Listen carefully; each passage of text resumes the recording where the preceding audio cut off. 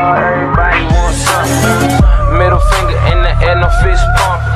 And me, Shawnee Wiz, got this bitch jumping. Shalom, perkenalkan nama saya Grenvina Amelia Afrilongkeng dengan NIM 2214201066, kelas A3 Keperawatan semester 4, Fakultas Keperawatan, Universitas Pembangunan Indonesia Manado. Tujuan saya membuat video ini untuk memenuhi ujian akhir semester saya pada mata kuliah KOGP dengan dosen pengampu Nurse Ariska Eskep MKep. Materi yang akan saya jelaskan yaitu pembekuan darah pada ibu hamil. Pembekuan darah sering terjadi pada ibu hamil, terutama pada 3 bulan terakhir kehamilan. Ibu hamil yang kekurangan faktor pembekuan, terutama faktor 8, 9, dan 10, akan menyebabkan gangguan koagulasi. Lantas, seberapa berbahayakah gangguan pembekuan darah yang dialami wanita saat hamil? Yang pertama, risiko gangguan pembekuan darah pada wanita. Situasi berikut akan memiliki risiko lebih tinggi untuk mengalami gangguan pembekuan darah dibandingkan yang lain. Wanita yang pernah mengalami koagulopati selama kehamilan perlu memberitahu dokter mereka untuk melakukan tes pembekuan darah. Untuk menjalani kehamilan yang aman dan sehat, deteksi dan pengobatan yang tepat waktu sangatlah penting. Yang kedua, gejala gangguan pembekakan darah saat hamil. Tanda-tanda penggumpalan darah saat hamil bergantung pada kurangnya faktor pembekuan atau protein pada pembekuan darah yang terbentuk. Terbentuknya pembekuan darah pada ibu hamil disebabkan oleh peningkatan hormon estrogen dan perubahan pada pembuluh darah vena. Beberapa gejala umum dari fenomena ini adalah sesak nafas, nyeri dada, pembekakan mendadak, atau nyeri pada kaki atau lengan. Jika gangguan pembekuan darah lebih parah, mungkin terjadi perdarahan akibat benturan atau trauma, jantung berdebar-debar, tekanan darah rendah.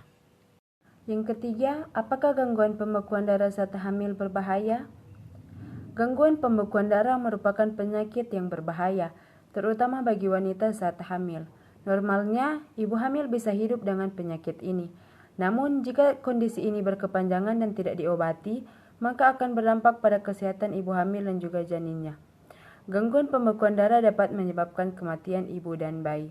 Beberapa komplikasi berbahaya bagi ibu hamil bila menderita gangguan pembekuan darah.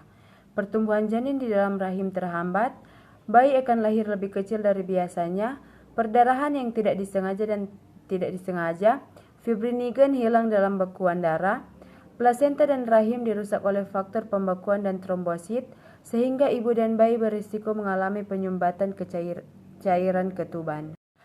Gangguan pembekuan darah saat hamil memang sangat berbahaya. Saat melahirkan sangat sulit menghentikan perdarahan. Tes pembekuan darah selama kehamilan perlu dilakukan untuk diagnosis dini, pemantauan rutin, dan pengobatan tepat waktu untuk menghindari komplikasi berbahaya selama kehamilan, baik bagi ibu maupun anak. Selamat datang di Fakultas Keperawatan Universitas Pembangunan Indonesia Manado. Kampus asri dan elegan yang berdiri sejak tanggal 20 Januari tahun 2009, saat ini memiliki 2 program studi. Program studi ilmu keperawatan dengan gelar sarjana keperawatan dan program studi profesi nurse dengan gelar nurse. Menjadi nurse profesional adalah impian dan harapan banyak orang. Dengan visi menjadi program studi nurse yang menghasilkan nurse yang unggul, kompeten, dan profesional serta berdaya saing dalam bidang keperawatan gawat darurat pada tahun 2022. Kami memberi diri untuk mendidik perawat-perawat pemula dengan bekal ilmu, keterampilan, dan sikap profesional keperawatan tanpa memandang bulu. Kami telah mengasah diri kami dengan pendidik berkelanjutan bahkan kompeten di bidang masing-masing. Bagi putra-putri bangsa yang rindu untuk mengabdi dirinya melayani negeri, melayani orang-orang yang membutuhkan pertolongan dalam bidang kesehatan khususnya keperawatan, jangan ragu-ragu, tetapkan pilihan Anda dengan semangat. Baku-baku bantu, baku backing pandai. Kami siap mencetak Anda menjadi nurse profesional.